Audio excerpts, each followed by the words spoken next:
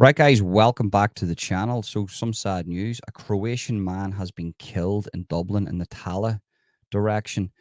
And yeah, the racial tensions, the religious tensions, the international tensions within Ireland is reaching a peak because what X is telling us is that this was the far right that done this, even without an investigation. You have left wing activists on X right now basically this is game set match. They're wiping their hands, saying this is game set match. The far right has done this. This was a brutal attack by the far right on an innocent Croatian man. Now I can't say if that's true or false because the investigation isn't complete. So how do we know? And what these far lefties don't realize is they could collapse a case if they keep coming out with certain things like this on social media. There's a reason why I took down my Jeffrey Donaldson videos because it's an ongoing case, and at the end of the month there's going to be a court case, and I didn't want to collapse the case and then victims don't get any justice, alleged victims don't get any justice. So do you know what I mean? So they need to be very careful about what they say online, and they can be held accountable for that too. So I'm going to start this off by saying we're going to be reading an article here. I don't know who done this. There was a statement made by Joseph Strock's friend. That Joseph Strock was the guy that was killed in Dublin. We don't know who it is, but his friend said that before he got hit over the head and was knocked unconscious, he heard things like, "When you're in Ireland, speak English," which I find quite ironic because if that was said to him, then, you know, if you're in Ireland, speak English. If you're in Ireland, speak Irish. Do you know what I mean? You know, so yeah, that's where I come from with it. Now, if you go on to X, before we just read this article, if you go on to X, it is absolutely teeming with. It just seems like all these accounts come out of nowhere, like they sit under a rock for like a year. They turn a blind eye to all the badness that's happening in Ireland. If there's a woman raped, they don't speak up about it. If there is a person killed by like a migrant or a refugee, they don't speak up about it. If there's a child attacked by one of these people too, they don't speak up about it. But as soon as there's something that hints at maybe a nationalist doing something wrong, an Irish nationalist doing something wrong, even though we don't know if it was a nationalist or not, as they call a far right bigot, then they come out of the woodwork and then they start pointing the finger, and that's all they're good for. It's like they're paid. I'm not going to lie to you. It's like they're paid to just pump out a certain evil type of rhetoric online, even without an investigation being done. Now, if it just hypothetically say, if this was a person that was connected to the nationalists in Ireland, took it upon themselves to target a Croatian guy that wasn't here as a migrant or an asylum seeker or a refugee, even though it doesn't matter. He was here on holiday and they targeted him because he was foreign and he wasn't of Ireland, then that's absolutely disgusting. You're a murderer, and the whole law should be thrown at you. The whole book should be thrown at you. This is a law and order society. If you want to live in a shit country, there's plenty of countries across the world that have public hangings on like a Sunday for people that like steal loaves of bread and stuff. So there's loads of, if that way inclined and you're for like, just murdering people on the streets, regardless if you're a nationalist or a communist or whatever, you're an internationalist, whatever. If you're that type of a person, go and live in a shithole country that allows this, because Ireland should be a country of law and order. Nobody should be needlessly killed or murdered because of their nationality or race or religion. We're doing things politically here.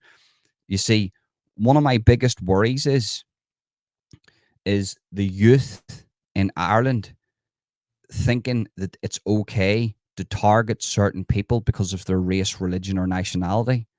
You don't know who they are. There is lots of migrants and refugees in Ireland that have came here illegally, and they've came here because they were given an incentive by people like Roderick O'Gorman, Helen McEntee, Leo Varadkar. They basically opened the doors to them. How do you know? How can you differentiate somebody who's came here illegally to legally? You don't know. So why would you target somebody because they're speaking a different language? You don't know. People, there's legal migration all around the world. Legal migration's actually good for the economy. I hear a lot of people coming out with we need to stop all legal migration. I'm like, well, if you do that, you do realize your economy is going to go flat. I mean, everything that you see today will not exist. Legal migration needs a cap, yes, but it's good for the economy and it's good for the system. It's the illegal migration and the promotion of this illegal migration into Ireland, which is wrong because our government is corrupt and they're promoting that. They're not even taking identification for that. So then what I'm trying to say to you is if you're a young fella and or a young woman and you're attached to the nationalists, educate yourself in this. Don't go out thinking that you know, and even to the people on the left too. Don't look at a nationalist and think that's a far right bigot. That is government rhetoric. That is a propaganda. That is a type of propaganda thrown at Irish nationalists. 99% of the Irish nationalists on that street protesting against what the government is doing to this country are good, hardworking people that don't have a racist bone in their body, that aren't homophobic. They're just protesting because their government is corrupt. Not only are they allowing in droves of fighting fit men, some armed with a dangerous ideology, but they're allowing in dangerous ideologies into the school. Wicked, evil ideologies, i.e., wokeism. So this is what the fight is about. It's not about your average foreign man or woman in Ireland walking down the street speaking a different language, buying a couple of beers. I do believe he was attacked after buying a couple of beers. I don't know about this situation. We're going to read about it now. So we live in law and order. We don't live in a shithole country.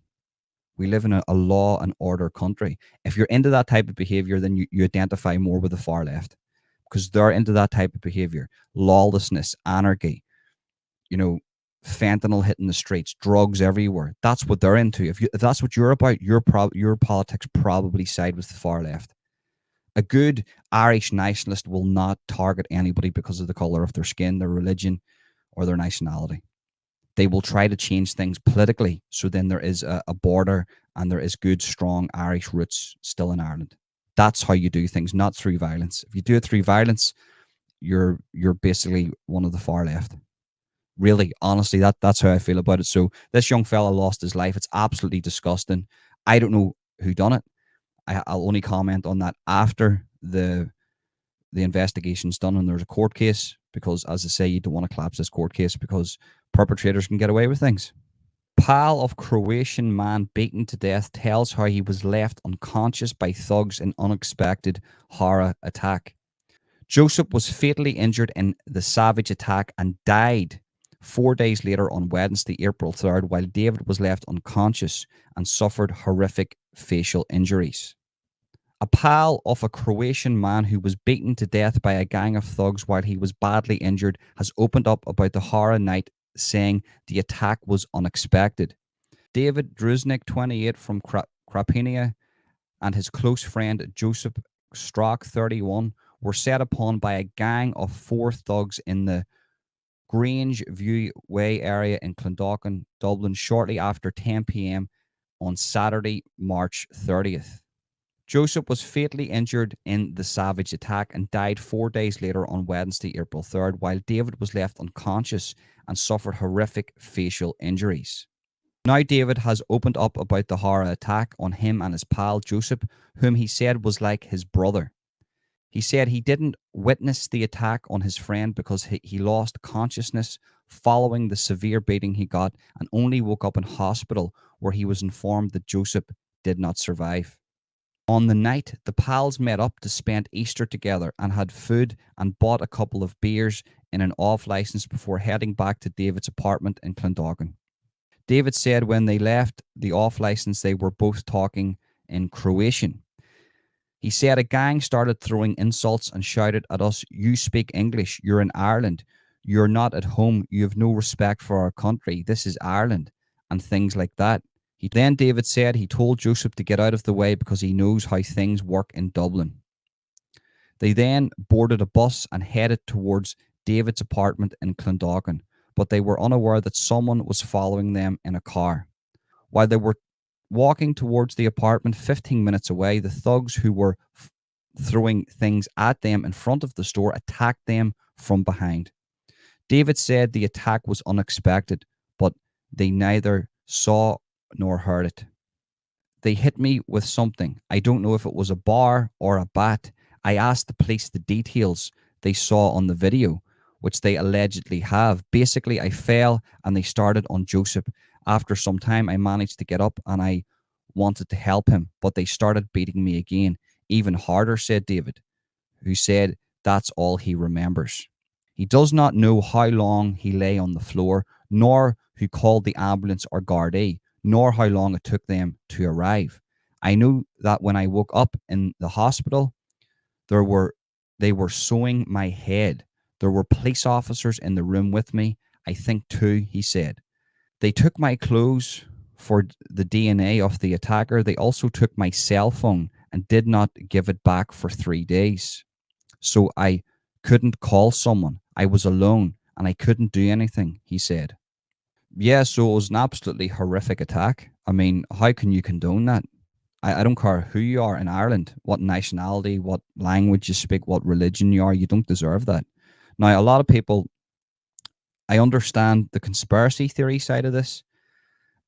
What I'm doing is I'm giving you what the mainstream is, but I understand all the other theories which I won't be speaking about, because you have to know which platform that you're speaking on, basically. But regardless, a young man has died. A young man was killed. This is a murder investigation. Another man was badly beaten. He thankfully still has his life, but he's lost his friend. Now, they say that he had an apartment. I don't know if Joseph lived here, because in another article I read, he said they said that both of them were here on holiday. Maybe they were. Maybe they just rented out an apartment. I don't know. But once again, the tensions in Ireland are absolutely, it's getting crazy. And what the government needs to realize here, and this is a message to the government, to the Irish government, is that if you don't close down the borders properly and have a good immigration security for Ireland, and the people don't see you doing well, there's going to be more attacks like this. There's going to be lots more attacks like this, because, there's going to be a certain amount of people that only see one other option. And they're going to be filled with so much hatred and bitterness that they're not going to stop. It doesn't matter what country you're from. You go to America, Australia, Russia, Ukraine, anywhere, Ireland, England, all over the world. If look what's happening in Brazil. Do you know what I mean? The Brazilian government have turned tyrannical. The people are rising. There's violence on the streets. There's people being attacked. It's the same in Ireland. The same logic applies. So the Irish government need to step in here and not say this is a good thing. I'm not saying they should go out in support of the people that done the murdering here, but I'm saying what they should do is they should understand that the division politics that they have played is directly linked into this attack and many other attacks. And I have to say this, and I'm not mixing the two scenarios, but when it comes to the far lefties on X, the ones who literally don't care about their own country, so you'll come out and bring far right, right? That's all you hear from you, right? Any nationalist supporters, far right, they done this murder. That's what you are saying, right? So where are you whenever a child is stabbed in the street? Was that the far right? Who was that? Where are you when a woman is murdered in Ireland? Was that the far right? All right. You aren't there for that, by the way. Where are yous whenever a woman's hurry-aped or a man is hurry-aped, just like in Belfast, in a park in the Shankill Road? Where are yous then? Yous are nowhere to be seen. Yous only come out of the woodwork whenever it suits you, which is an indication to me you don't have any morals. Is there bad people on both sides? Yes. Is there good people on both sides? Yes. What I would say to the nationalist supporters, and do you know what? What I'm saying this because I don't know if this was connected to nationalism, but I'm saying this to really solidify for you to understand what's going on here. Any type of an attack on anybody that's connected to nationalism, to say a foreigner, is going to be highlighted in the press because they want to discredit you. So you have to be extra squeaky clean. You cannot be going around doing things like this. And if you are thinking about doing things like this, then you're not an Irish nationalist. This isn't what Irish nationalism is about. Irish nationalists are for the preservation of Ireland. They're not here to harm other people. Take your frustrations out in the politicians, not innocent people walking down the street. That's if it even was an Irish nationalist, because we don't know. We don't know, and I'm not going to even speculate on the theories and the information that's been given to me about this. I'm not even going to speculate on that because it's an ongoing investigation. So, real Irish nationalists do not do this. That young fella, whoever it was, just say even if this was a far leftist that attacked him, it doesn't matter. If you're Irish, you don't do these things, okay? And that's where I stand on things. So that's what I have you today, people. Mad respect to every single one of you that likes, shares, and subscribes. My links are up and working again. So if you want to buy me a coffee, you can the buy me a coffee links in the description. Make sure to share. I get a lot of shares from you anyway, so thank you very much for that. Leave a comment, like, subscribe, hit the notification bell. Go follow me in the free speech platforms. All them links can be found in the description, like my X and my Rumble. And that's it. Thank you very much for tuning in. Peace.